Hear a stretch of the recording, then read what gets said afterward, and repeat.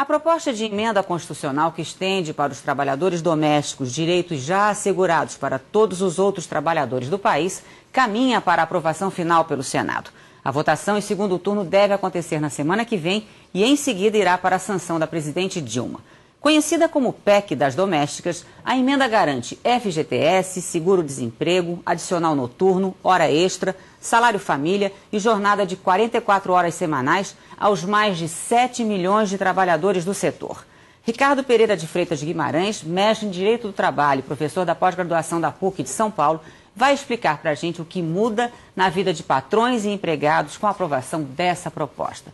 Professor, muito obrigada pela vinda ao Terra, é um prazer receber o senhor aqui. Eu é que agradeço o convite, espero tentar esclarecer dentro do possível, né, as alterações que vão ocorrer com relação a essa relação de emprego um pouquinho diferente da relação com o empregador urbano, mas que vem agora encontrando um espaço devido e legal para que as domésticas sejam efetivamente reconhecidas como trabalhadoras de fato. Nós anunciamos a entrevista e o professor irá responder também a questões enviadas por internautas. Como o senhor disse aí, professor, antes da gente detalhar melhor essa PEC, o que essa proposta significa para o país? Um país que não irá mais diferenciar empregados domésticos de outros trabalhadores. Eu diria que significa para o país, viu, Maria Lins? Eu acho que significa para o mundo, porque é uma luta que não é só do Brasil, né? Os outros países vêm avançando também com relação a isso.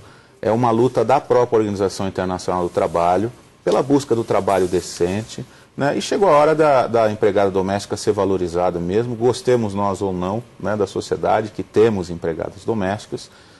Há um abuso realmente no tratamento em determinadas situações, mas de outro lado há uma diferenciação, né, da relação efetiva entre a empregada doméstica e o empregador doméstico e o empregado comum, dito empregado urbano, e o seu empregador, principalmente porque a doméstica ela é uma empregada que quem a tem em casa, o seu serviço não gera lucro, né? E esse é o grande questionamento que se faz, né? Será que todas essas despesas, esses avanços de um lado e de outras despesas para o empregador vão diminuir, né, o número de empregos de domésticos, etc. tal? Tenho visto muita gente falar isso, etc. tal.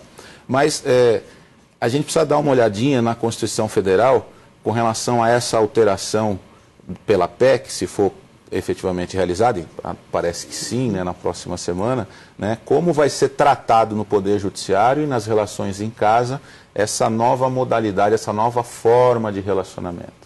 O senhor falou aí que há uma diferenciação entre as categorias propriamente ditas. As domésticas falam que essa PEC vai resgatar uma dívida histórica. E as patroas discordam, porque elas argumentam exatamente que as empregadas fazem parte de uma categoria que precisaria ser diferenciada de outros trabalhadores, como acontece, por exemplo, com o funcionalismo. Tem também um problema cultural de entender aí que trabalhador é esse? Eu acho que sim, eu acho que sim. Eu acho que os 300... como dizem os historiadores, entre os 300 e 350 anos de escravidão no Brasil, né, deixou uma cultura muito ruim, né? Nós temos hoje, como você bem disse no início, 7 milhões de domésticas no Brasil, só 23%, em regra, pelos dados que temos em mãos, são efetivamente registradas em carteira, né, e mais de 50% negras, né? Então nós temos uma bagagem cultural, sim, com relação a isso. E eu acho que essa PEC é primordial, é importantíssima para que o Brasil avance com relação ao futuro dessas trabalhadoras. Sim.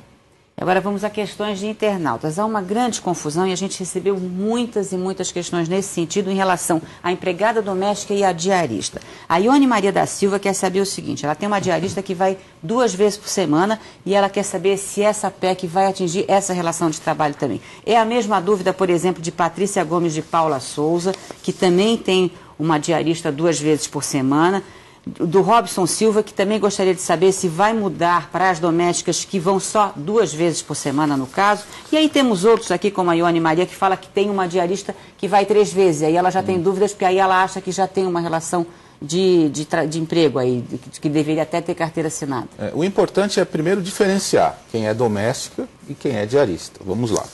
A doméstica é a pessoa que presta serviço de forma habitual para pessoa ou família e que essa atividade não tenha um objetivo de lucro. Ela é uma empregada, ela deve ser registrada, ela tem aqueles direitos e terá esse se a PEC for efetivamente promulgada. Agora, a diarista é uma trabalhadora autônoma, né, que trabalha para várias casas residenciais, várias residências, e recebe de cada casa um valor pelo dia de trabalho.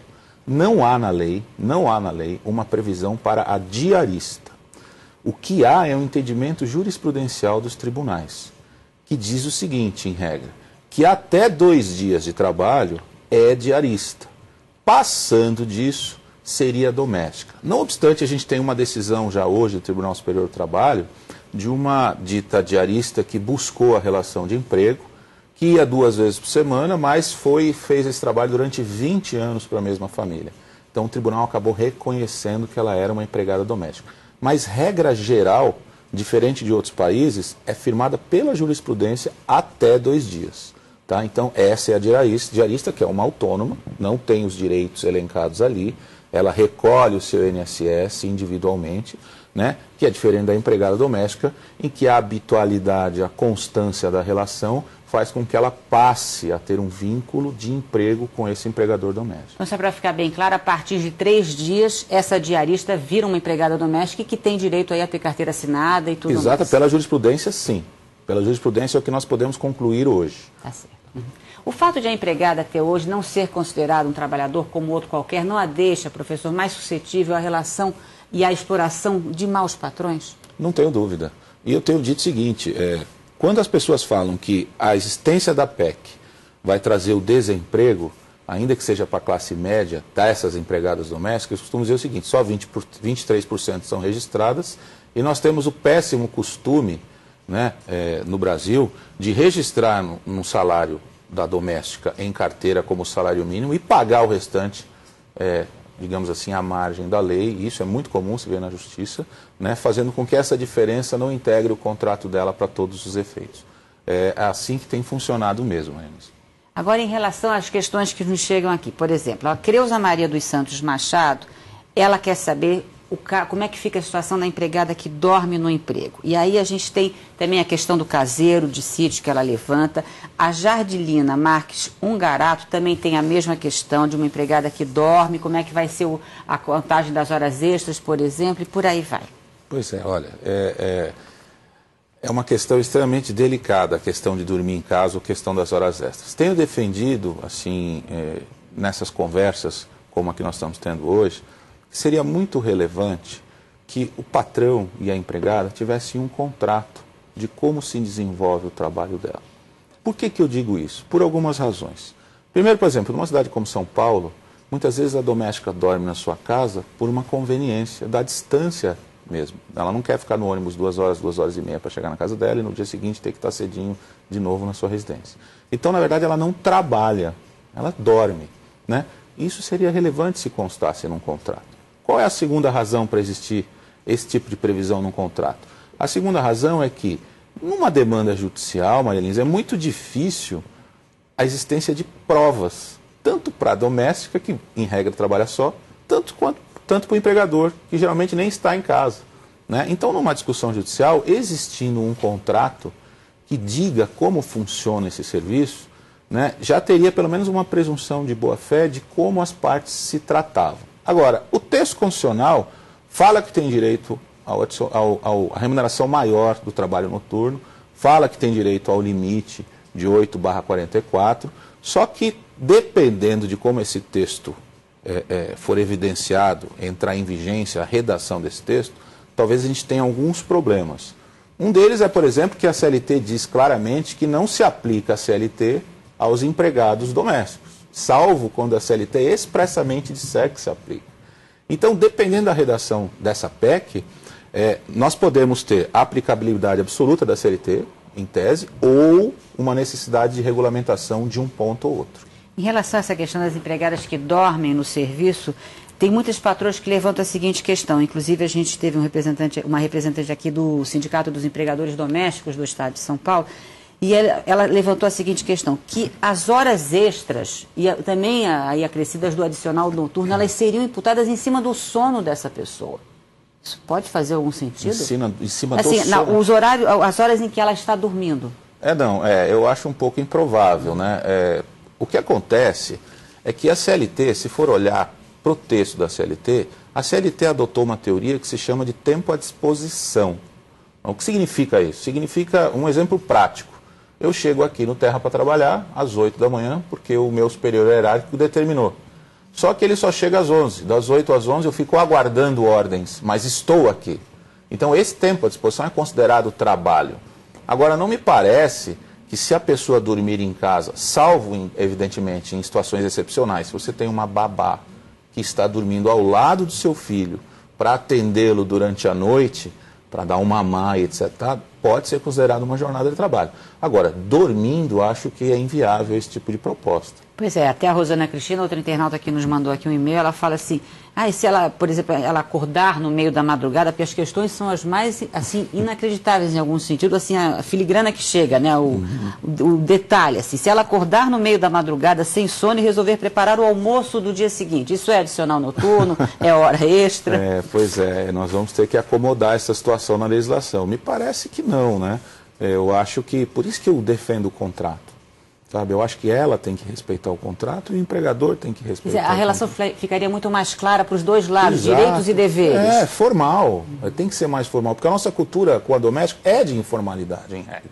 Né? Então, às vezes, nós damos mais do que a lei manda dar, mas às vezes em benefícios. Então, vamos passar a dar efetivamente o que a lei nos determina que seja dado de uma forma formal, para que a regra fique clara para as duas partes. O SEDESP, o Sindicato dos Empregadores Domésticos do Estado de São Paulo, ele fez uma série de cálculos em cima do mínimo que mais que quadruplicam o salário mensal de uma empregada, segundo eles, com as novas medidas aí que seriam implementadas por essa PEC. É só uma questão de dinheiro mesmo, esse tipo de cálculo, ou está havendo um certo exagero, com medo de perder esse trabalhador doméstico, que tudo indica, né, professor? Talvez o Brasil cada vez se aproxime mais de outros países.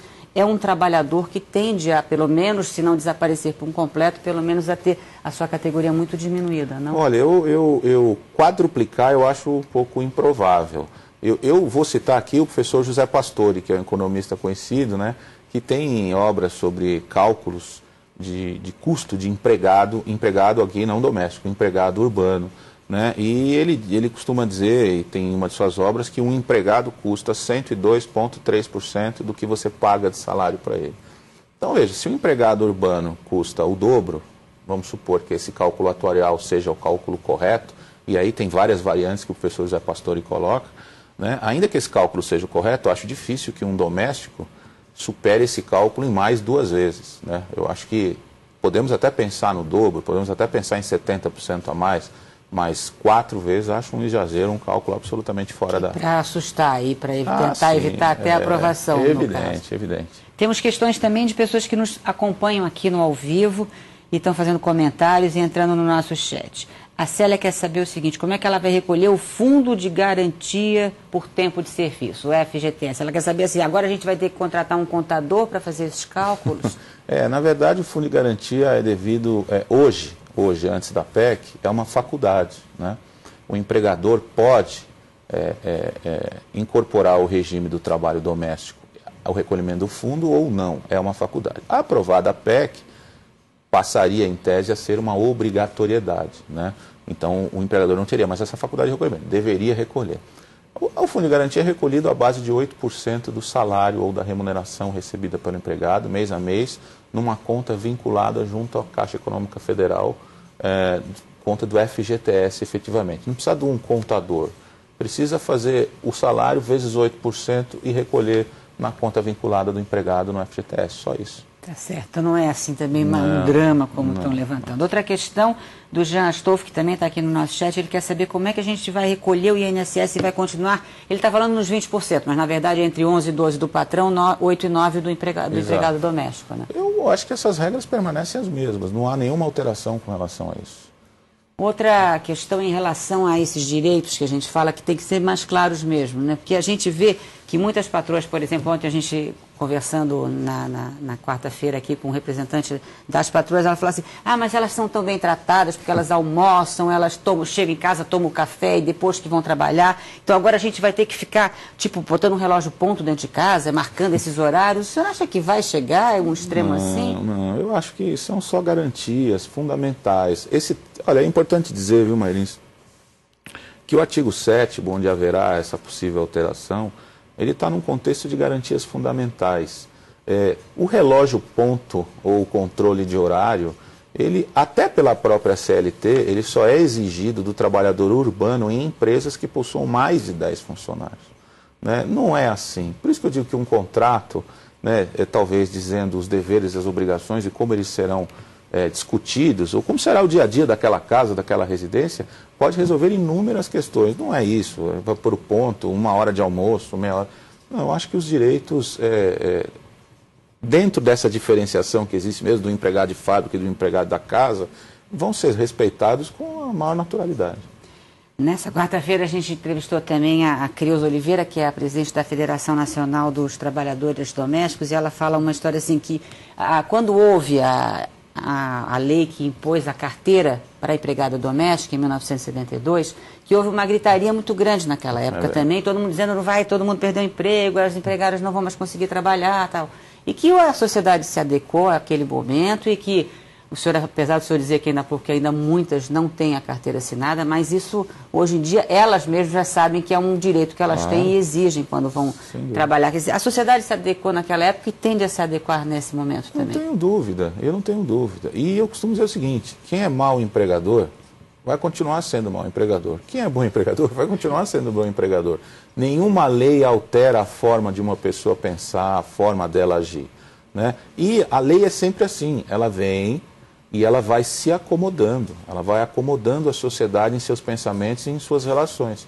Então eu acho que essa regra da PEC vai ser absorvida tranquilamente, foi absorvida em tantos países. Você vê, Marilins, na Espanha, no ano passado, em janeiro, saiu uma lei nova, dando esses direitos à doméstica. Né? Então é uma luta, como disse, mundial. Todo mundo está se adequando a isso. Né? E se a mão de obra pode ser até desviada da relação doméstica para uma empresa que contrate essas pessoas para colocar nos lares. Pode, mas isso não significa efetivamente desemprego. Significa talvez um desvio para que a prestação de serviço seja feita dessa ou daquela forma. Professor, outra questão que é recorrente aqui, e o Aloysio dos Santos levanta, ele quer saber como é que fica a situação dos cuidadores ou cuidadoras de idosos, que ficam geralmente em revezamento 24 por 24, 48 por 48. São trabalhadores domésticos que seriam incluídos nessa PEC ou estão fora disso? Olha, todo trabalhador que presta serviço no âmbito da residência e esse serviço não tem objetivo econômico, pode ser caracterizado como doméstico. Pode ser o motorista, pode ser o jardineiro, pode ser a empregada mesmo, aquela que nós estamos acostumados a falar, pode ser a babá, pode ser o cuidador, que cuida do seu pai, do seu avô, o caseiro, o jardineiro, todos esses são domésticos. Pode ser incluído sim. E se trabalhar nesse regime, pode passar a ter direito sim a adicional noturno, pode passar a ter direito a horas extras, sim, sem a menor dúvida. Outra questão agora do Roberto Luiz Bernardino, ele está ouvindo todas as histórias e acompanhando de perto, quer saber a partir do momento que esses direitos forem aprovados, quais são aqueles que têm aplicação imediata, quais são aqueles que vão depender ainda de uma regulamentação? Eu vou dizer para ele assim, eu vou esperar o texto, porque eu tenho dúvida com relação ao texto. Nós só comentamos isso após a aprovação, para não prejudicar ou não dar uma informação indevida para o ouvinte. Mesmo após a aprovação, nós teremos entendimentos diferentes. Existem várias teorias sobre isso, várias teorias. Como é uma garantia constitucional, a aplicação seria imediata, dependendo da redação, como disse, entender que o artigo 7º-A da CLT saiu do mundo jurídico e se aplica a CLT. Então eu acho muito prematuro, como alguns têm dito, que este ou aquele dependem. Eu prefiro esperar o texto para poder falar com segurança sobre isso. Em relação ao depósito do FGTS, tem uma questão também que o próprio Roberto Bernardino levanta em relação ao cadastro. Como é que se faz esse cadastro? Porque hoje tem pessoas que já cadastraram seus empregados junto à Caixa Econômica Federal, como o senhor mesmo falou, para poder já ir depositando, porque achavam que era um direito que eles deviam ter, mesmo que a lei não assegurasse esse direito. Todo mundo vai ter que fazer esse cadastro? Todo mundo tem que procurar a agência da Caixa Econômica, né, fazer a identificação desse empregado, e passar a recolher essa guia de 8% sobre a base salarial que paga esse empregado. É basicamente isso. Professor, também tem internauta que está chegando agora na nossa conversa e que pergunta coisas que até a gente já respondeu aqui, como, por exemplo, o Daniel, ele quer saber o seguinte, ele tem uma diarista 2 vezes por semana, quer saber se a PEC vai atingi-lo. Não. Se é diarista de fato, se ela trabalha, e é importante que o Daniel observe isso, se ela trabalha em outras residências também recebendo por dia, a chance dela ter reconhecido esses direitos como doméstica é muito difícil. Na verdade, ela é efetivamente uma diarista, como nós dissemos anteriormente, é uma trabalhadora autônoma, não é uma trabalhadora vinculada ao regime jurídico da relação de emprego. Em relação ao FGTS, também há dúvidas, por exemplo, como essa do Eurico de Souza. Quando se deposita o FGTS? É no começo do mês, no meio tem data? Como é que funciona isso? Isso ele tem que buscar diretamente no regulamento interno da Caixa Econômica Federal e na Lei 8.213 de 91, que lá tem as previsões específicas para recolhimento de FGTS. A Ana Maria Machado quer saber como é que ela vai fazer o cálculo do salário família, do auxílio creche, se for o caso, e também quer saber se o percentual do INSS do empregador vai continuar em torno de 12%. O percentual continua e eu quero esperar a redação para falar sobre esse cálculo, porque alguns desses direitos, por exemplo, o próprio auxílio creche, dependeria em tese ou de uma regra legal ou de uma convenção coletiva entabulada ou um acordo com o sindicato. Então eu prefiro esperar o texto da lei para detalhar isso para nosso ouvinte. O senhor ainda há pouco falou que o ideal é que haja um contrato e que tanto o empregador quanto a empregada saibam exatamente quais são os seus direitos e deveres. Aí a Berenice Batista, ela levanta aquela questão do horário de almoço de novo. Como é que vai se computar esse horário de almoço na carga, na jornada de trabalho diária da empregada doméstica? Se aplicada a CLT, ela teria entre 1 e 2 horas. Se o contrato disser que ela tem uma, por exemplo, que é a ideia do contrato, ela terá 1 hora. Não há necessidade, em tese, desse registro. Agora, o que é relevante dizer é assim, para o empregador e para o empregado, se valer a questão da jornada de trabalho e das horas extras, se essa empregada efetivamente passa do horário comum, é interessante que ela registre num caderno, não precisa ser um relógio, não precisa nada. Dizer assim, olha, hoje eu trabalhei até, vai, depois no final do mês vai se pagar aquela hora extra com base naquele controle mesmo que ela fez, que ela desenhou, que ela escreveu, né? E num dia, numa audiência, numa demanda judicial, ela vai levar aquele controle e mostrar, olha, o que ela me relatou que fez, eu paguei. O intervalo dentro da sua casa é um pouquinho diferente, né? Por exemplo, a CLT fala que para estabelecimentos que têm refeitório próprio, o intervalo pode ser reduzido a 30 minutos com uma determinada autorização. Existem convenções coletivas, por exemplo, de motoristas que reduzem também esse intervalo. Então, essa norma pode ser um pouquinho mitigada, pode ser interpretada de uma forma um pouquinho diferente. Você não está o dia inteiro com esse empregado em casa, ele tem períodos de descanso. Então essas são as acomodações, em razão desse relacionamento ser diferente, que vão ser, com certeza, reconhecidas pelo Poder Judiciário. Agora, professor, essa hora de almoço, ela faria com que a carga horária diária tivesse 1 hora a mais, por conta, seria descontada? Não, na verdade é assim, você tem que trabalhar 8 por dia, aí você descansa 1, né? Na verdade são 9 com 1. É assim que se pensa no regime do trabalhador urbano e é assim que vai se pensar no regime do trabalhador doméstico. E como é que fica o sábado? O sábado, a gente vai ter a seguinte questão, 8 diárias / 44 semanais. Né? Se você trabalhar de segunda a sexta, você terá 8 horas por dia. Se você incluir o sábado nesse regime, você terá 7 horas e alguns minutos, né, em razão da compensação. Perdão, é o contrário. Se você trabalhar até o sábado, você trabalhar o regime de 44 horas, né? E se você trabalhar durante a semana, você fica trabalhando 7 horas, 8 horas diárias, né? Ou 7 e pouco, dependendo do regime de compensação. Agora, o regime de compensação já pode ser feito, compensar o sábado durante a semana, aumentar a jornada para folgar no sábado, por exemplo, já pode ser feito até individualmente. Hoje, nós temos jurisprudência dos tribunais superiores com relação a isso. Na relação do doméstico, eu acho que o caminho será o mesmo. O Mário ainda tem uma questão que é a seguinte, a gente está falando de muitos deveres dos patrões e ele quer saber se vai ter algum benefício do tipo abater no imposto de renda, mais despesas com empregada doméstica. Não há ainda, que eu tenha conhecimento, nenhum projeto nesse sentido ou nada aprovado nesse sentido. Até ontem, dando uma outra entrevista, destaquei que seria muito relevante que o governo fizesse algum tipo de incentivo. Por que isso, Maria Lins? Porque há um princípio na Constituição que é o princípio da solidariedade, né, em que a iniciativa privada e a iniciativa pública devem dividir o peso dessas garantias que dão ao cidadão. Então seria realmente relevante se o governo, através de uma ação, e essa ação é chamada ação afirmativa, criasse algum tipo de incentivo para que o empregado doméstico, ou melhor, o empregador doméstico, pudesse arcar com essas despesas, tendo em vista que esse trabalho não lhe dá lucro.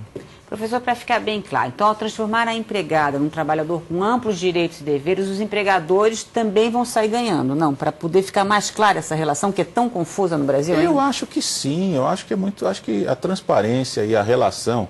Veja, você não pode querer exigir de alguém, de uma pessoa, que ela trabalhe 10 horas e nada receba por isso, né? Se a regra da vida é trabalhar 8 horas, pelo menos a regra do nosso ordenamento jurídico é esse regime, né? Então eu acho que para o empregador, quanto para o empregado, depois das acomodações, essa PEC vem em boa hora e é um avanço sim no nosso ordenamento jurídico. Eu não tenho a menor dúvida sobre isso. O senhor acha que ainda há um resquíciozinho assim da escravatura quando se fala nessa relação de patrão com empregado no Brasil? Inconscientemente há, né? Não obstante a briga eterna sobre capital e trabalho, né? Para o empregador, o empregado bom é aquele que trabalha muito e ganha pouco, né? E para o empregado, o patrão bom é aquele que ele não precisa prestar tanto serviço e ganhar mais.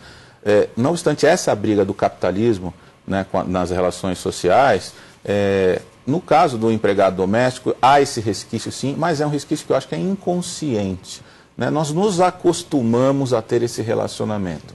E com esse regramento novo, nós vamos ter que nos acostumar a ter outro tipo de relacionamento. Quem sabe acaba com esse resquício de vez. Isso, seria muito bom. Eu acho que é um caminho bom para isso, viu? Tá certo. A Nathalie Fragoso Salum, ela pergunta o seguinte: como ficam os contratos de trabalho já em andamento a partir do momento que a PEC vire uma emenda mesmo e passe a vigorar no país? A minha sugestão é que se faça um contrato de hoje em diante, né?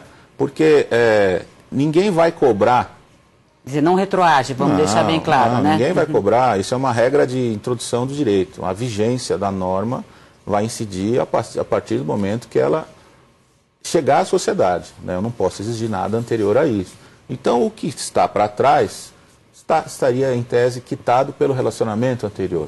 E daqui para frente, a elaboração desse contrato, ou desse aditivo, né? Se for em razão da PEC, deixando claro que é em razão das novas regras legais, o tratamento é esse, aí fica tudo bem claro. O senhor também já tocou nessa questão, mas o senhor prevê algum desemprego ou um desemprego efetivo com a aprovação final e a sanção da presidente ou a transformação da empregada com carteira assinada, talvez aí mais numa diarista? Eu não vejo muito desemprego, até porque a diarista, não obstante não seja uma empregada, é alguém que encontra no meio social uma forma de sobrevivência, de subsistência, como um empregado registrado, né, como um prestador de serviço. Eu não vejo isso como um desemprego. Eu acho que, evidentemente, algumas famílias talvez não possam arcar, né, com essa relação do jeito que ela ficará posta, se ficar assim, decidido pelo projeto de emenda constitucional.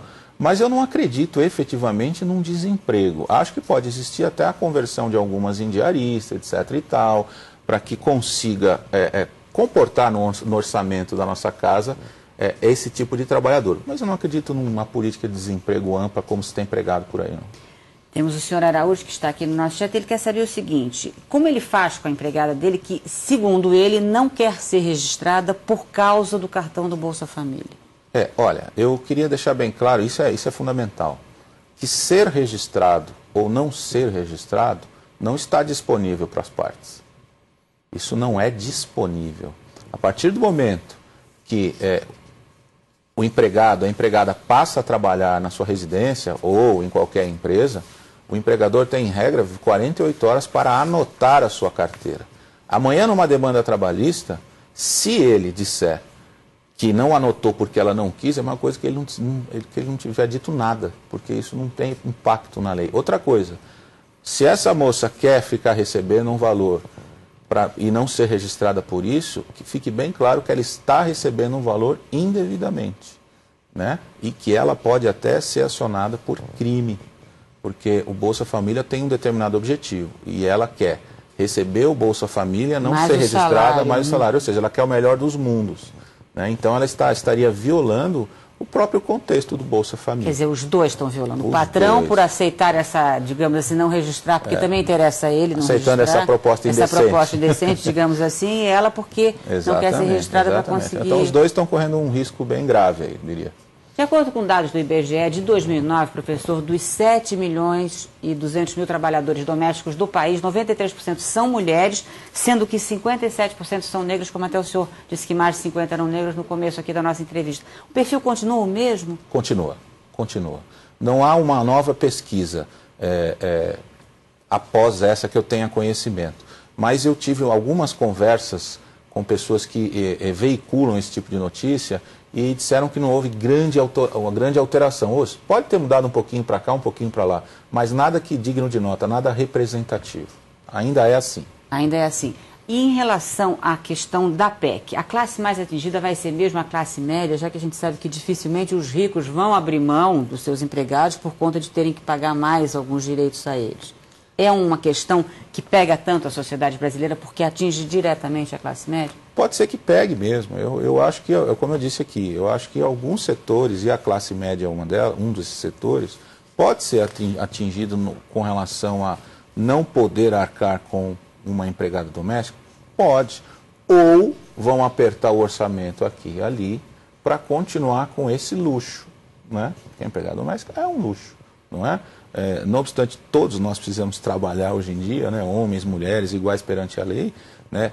Muitas vezes temos que deixar a nossa casa por conta de uma empregada doméstica, então é um luxo, mas ao mesmo tempo muitas vezes é uma necessidade, né? Enquanto for necessidade, eu tenho certeza que a classe média vai se organizar no seu orçamento para resolver, né? Agora, se for um luxo e não puder, vai ter que abrir mão mesmo, não vai ter saída. A gente já se encaminha aqui para o final da nossa entrevista. Com tudo que a gente conversou, professor, o Brasil caminha então para se igualar a outros países em que não existe essa figura da empregada como estamos acostumados a ver por aqui? Exatamente. O Brasil está no caminho certo, é uma ideia fundamental, é uma garantia necessária, está de acordo com a Organização Internacional do Trabalho, está de acordo com outros países mais avançados e eu vejo com muitos bons olhos esse novo quadro legislativo da empregada doméstica. E para a gente encerrar mesmo, qual é o futuro que o senhor vislumbra para essa profissão de doméstica no país? O aumento da escolaridade não faria que essa profissão desaparecer ali na frente? Eu acho que isso depende um pouco, porque existem empregadas domésticas que amam o que fazem, né? Como existe médico que ama o que faz, como existe advogado que ama o que faz, como existe jornalista que ama o que faz, e existe o que não gosta do que faz, né? Eu acho que eu tenho exemplos muito claros assim nas nossas vidas e nas nossas relações interpessoais de domésticas que viraram professoras de inglês, né, ou de domésticas que querem ser domésticas e têm o prazer de ser doméstica, se integram naquele ambiente familiar. Então eu acho que vai depender um pouco do esforço de cada uma e do querer. Tá certo. Muito obrigado ao senhor pela vinda ao Terra, foi um prazer recebê-lo aqui. Eu que agradeço o convite.